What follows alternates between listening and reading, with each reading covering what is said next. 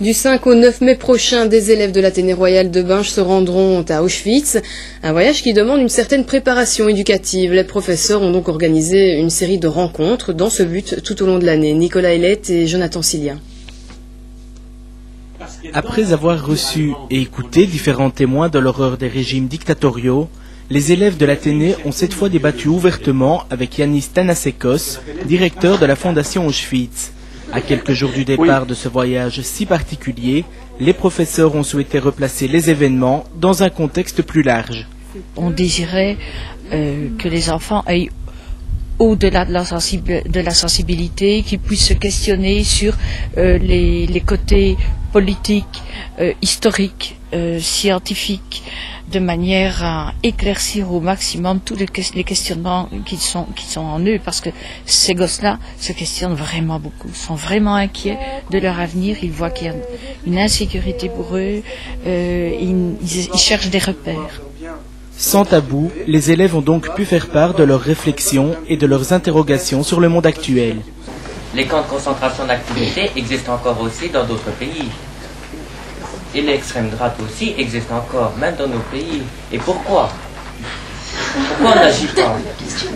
Je suis d'accord que c'était l'extrême droite quand il y a eu les camps de concentration et que les camps de concentration c'est inacceptable, mais dire que l'extrême droite est inacceptable, je suis pas d'accord parce que les gens d'aujourd'hui sont pas les gens d'hier. Donc on peut pas, enfin pour moi on peut pas dire ça, c'est pas normal. Oui, votre question me semble intéressante. Intéressante, vraiment. Je ne dis pas pour vous envoyer des compliments. Intéressante parce que ça nous oblige à penser et à réfléchir. Leur question porte essentiellement sur le présent. C'est-à-dire dans quelle mesure cette histoire-là et cette mémoire-là peut nous aider à mieux comprendre, à mieux déchiffrer les présents et les dangers qu'ils comportent. Et sous ces rapports, je trouve que c'est remarquable. C'est-à-dire que la véritable préoccupation, c'est tout à fait normal, c'est le présent. Nous essayons de donner autant que, pas des réponses, mais des réflexions sur ces rapports complexes entre le passé et le présent.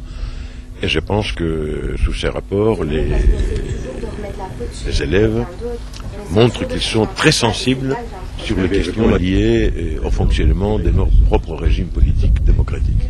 Et ça, c'est déjà un bon point de départ. Les élèves ne manqueront pas de poursuivre leurs réflexions durant et après le voyage à Auschwitz, un déplacement qu'ils aborderont désormais avec un certain bagage. Nous partons du 5 au 9 mai, encadrés par Madame Sacré.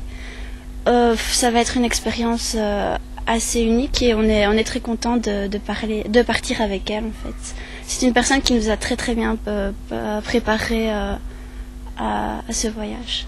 Et est-ce qu'on a une certaine appréhension avant de faire ce déplacement? Moi personnellement non. J'ai toujours été très passionné par la Seconde Guerre mondiale, donc le fait de pouvoir aller à Auschwitz m'a fait très plaisir en première partie et je suis très curieux. Donc c'est plus de la curiosité que de l'appréhension pour moi. Toi, tu seras aussi du voyage?